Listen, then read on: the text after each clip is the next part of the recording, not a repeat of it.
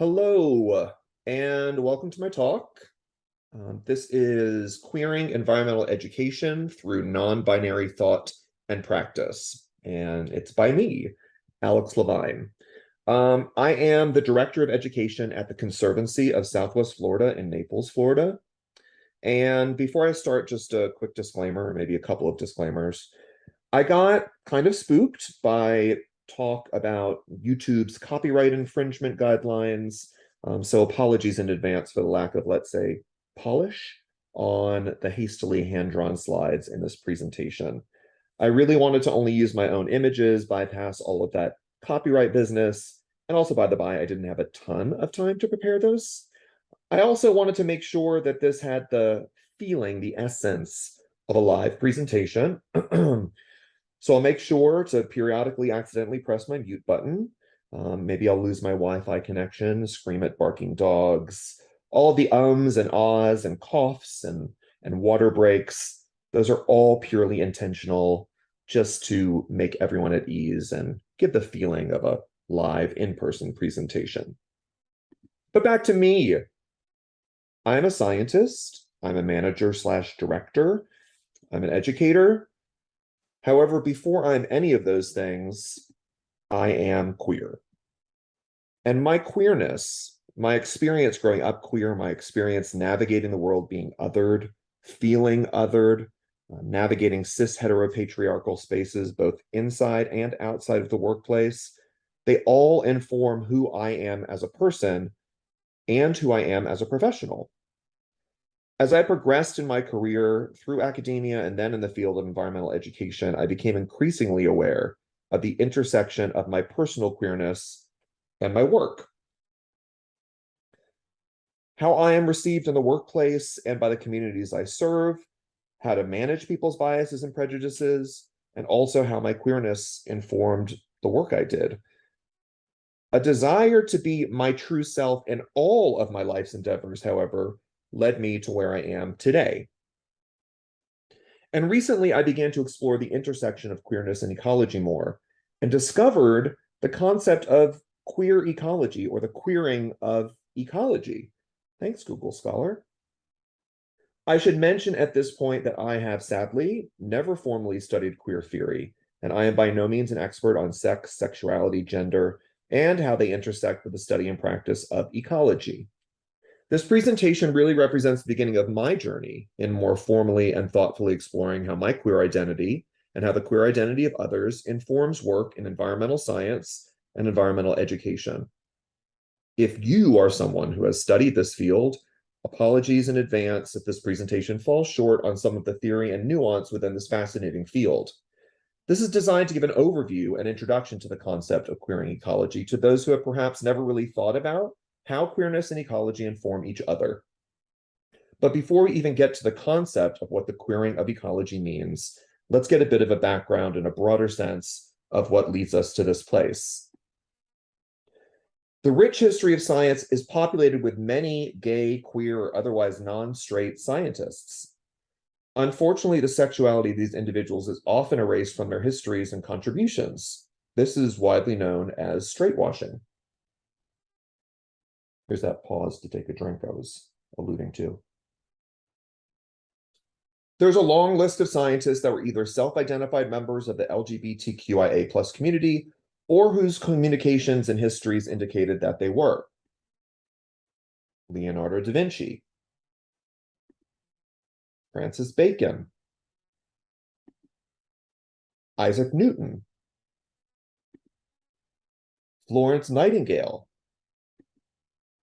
Alan Turing, Rachel Carson. Now raise your hand if you were unaware of at least one of these luminaries being LGBTQI+. Oh, wait, it's okay. Raise your hand, just as I thought. And that's because when these individuals' achievements and contributions are discussed, their sexualities are often straightwashed clear away. To give an example of the straightwashing that happens to so many of our queer scientists, I'll highlight a somewhat lesser-known scientist, at least in the company I mentioned. Any guesses? You in the back? Exactly. Alexander von Humboldt was an 18th century scientist and foundational geographer and ecologist. His travels and studies led to the establishment of biogeography as a field of study and was one of the first to link overuse and exploitation of natural resources to the damage of ecosystems. The amazing Humboldt squid bears his name.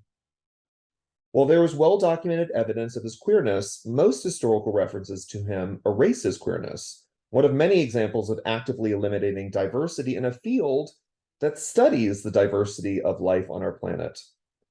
So yes, LGBTQIA plus individuals have contributed and continue to contribute to the world of science.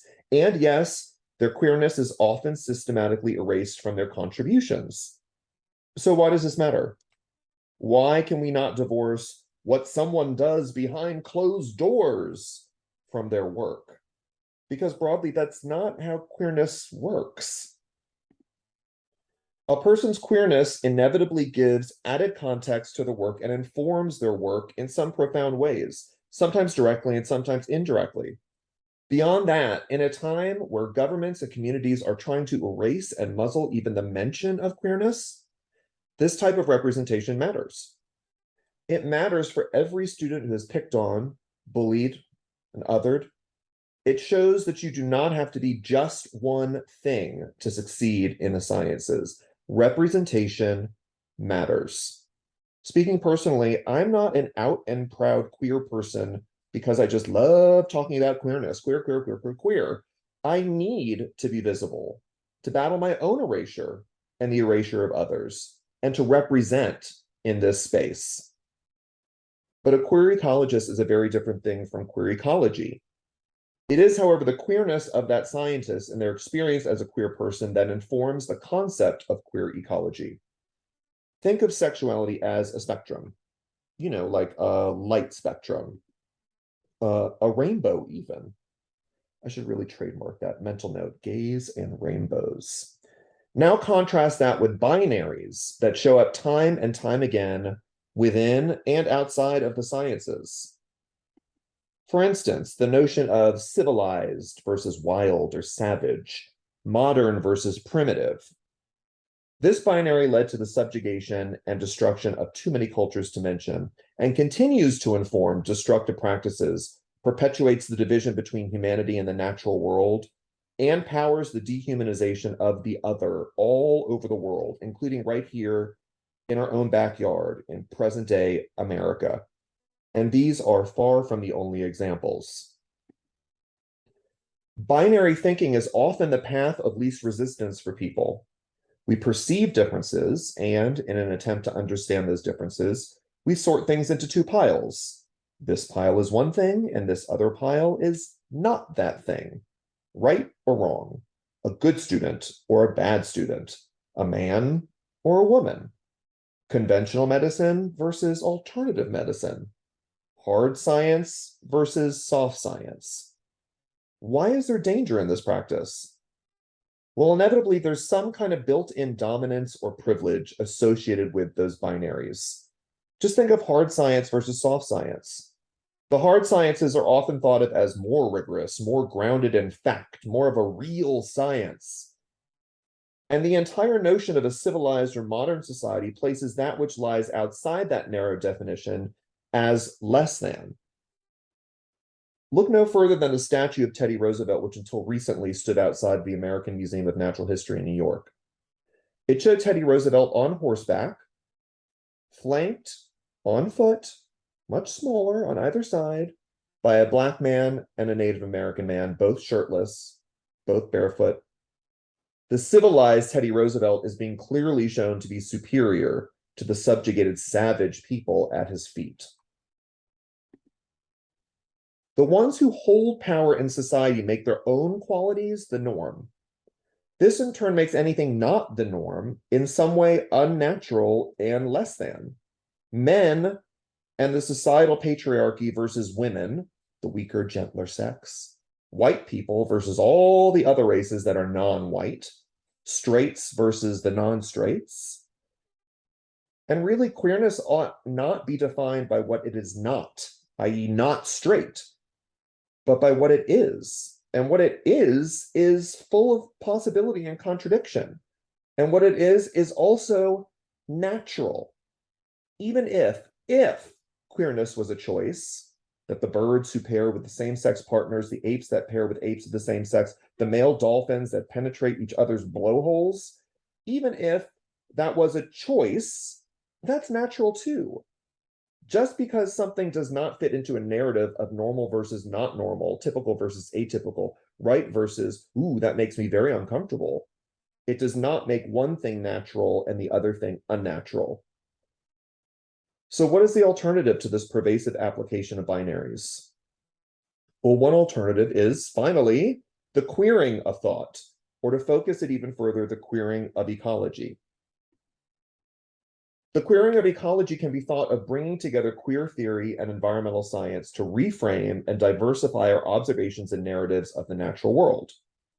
Broadly, it seeks to offer an alternative to the reflexive binary previously described. Instead of lumping things into two categories, why not consider a third category, a fourth, a fifth category, or even better, replace that binary with a spectrum? The querying of ecology also embraces the paradoxical and the weird. It embraces the entirety of the natural world without saying, this is the norm and this is the outlier. Alex Johnson explains and explores this concept in his article, How to Queer Ecology One Goose at a Time, in which he states, queer ecology then is the study of dynamics across all phenomena, all behavior, all possibility. It's the relation between past, present, and future. And just like nature, queer ecology is messy. Queer ecology allows things to exist and be more than just one thing. Queer ecology does not deny that there are some things that are factual. There are truisms, but it also acknowledges that the natural world deserves to be examined through multiple lenses and multiple perspectives. The queering of ecology takes the word natural and it gives it new power by allowing it to embrace the full diversity of what nature is. Why is a monogamous heterosexual couple natural, but a polyamorous homosexual couple unnatural? Why is a human city created by humans for humans any less natural than a hive bees have created in a hollow log? Or a hive hanging from a branch like in a Winnie the Pooh cartoon. Maybe that's a little less natural. But anyway, this is something that informs my approach to environmental education. Consider the left versus right brain binary myth. The notion of the student who's either good at math and science or good at art.